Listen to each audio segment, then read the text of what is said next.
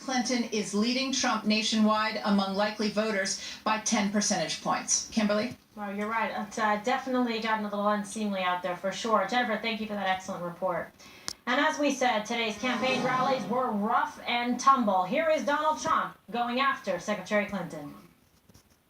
In a sense, I don't want to dignify her statements by dwelling on them too much, but a response is required for the sake of all decent voters that she is trying to smear.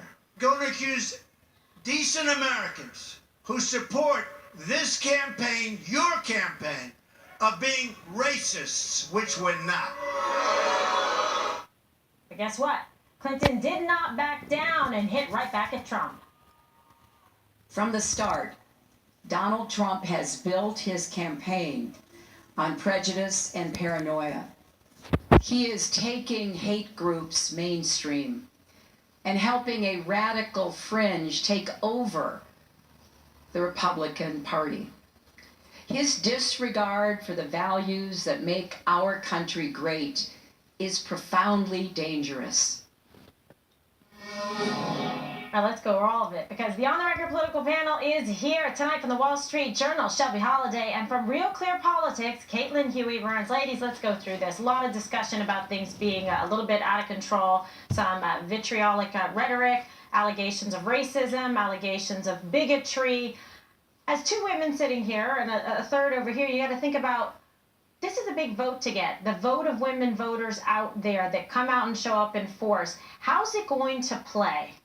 Well, that's exactly it. This is a very nasty campaign because both candidates are viewed so incredibly negatively by the public. And you're seeing both Trump and Clinton reach out to women voters, but also to moderate Republican voters. And Clinton, in her speech today, was really trying to drive a wedge in the Republican Party and say to, moderate, white, college-educated voters who are reluctant to support Trump because of his rhetoric, because of the things that he has said that are controversial, and say, this is not part of the Republican Party that you know. She pointed to George Bush, Ronald Reagan, John McCain, and other Republican figures saying that they do not condone this type of rhetoric. And so I thought that was an effective tactic on her part, because she's also really trying to change the conversation, of course, away from the controversy surrounding her and the foundation and the emails. That's exactly it. Yeah. I mean, both of these candidates managed to completely avoid the big stories of the day. For Clinton, that's the Clinton Foundation. For Donald Trump,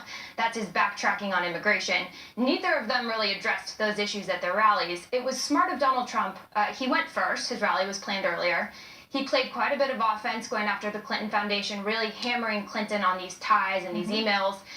But then he played a little bit of defense, and he defended his supporters, and he didn't address the alt-right or any of these extreme groups Clinton wanted to talk about, but he defended the people who want secure borders, who want safe communities. They want to eliminate the threat of radical Islamic terrorism. He really played defense for his supporters. At the same time, Clinton played a lot of offense going after Donald Trump, and she wants to continue painting him as extreme. Because 60% of voters, according to this Quinnipiac poll that Jennifer referenced, say that the way that Donald Trump talks appeals to bigotry. And if Clinton allows his speech and some of the things he says to be normalized, that hurts her. She wants more people to think that he appeals to bigotry. That will ultimately help her. So that's why we saw this speech today. And I was going back and forth. Does it help that she's exposing the alt-right? Yeah. This is a group that wants attention.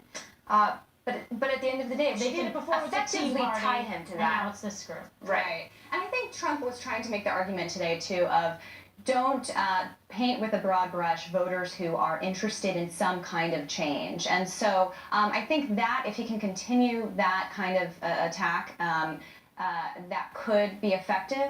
But what Hillary Clinton has found and what Democrats have found are these clips of Republicans, conservative Republicans, rejecting a lot of what Trump is saying and a lot of the rhetoric. And she's using that in ads, and she's also using in ads clips of supporters who have come into his campaign, whether he did so intentionally or not. And I think that's really effective when you're thinking about those voters in the middle, those voters deciding whether to turn out. All right, and yes, Kellyanne Conway, and there's always those focus groups, so there'll be a tailoring of a message on prompter, and I'll hit that now. Shelby Caitlin, thank you.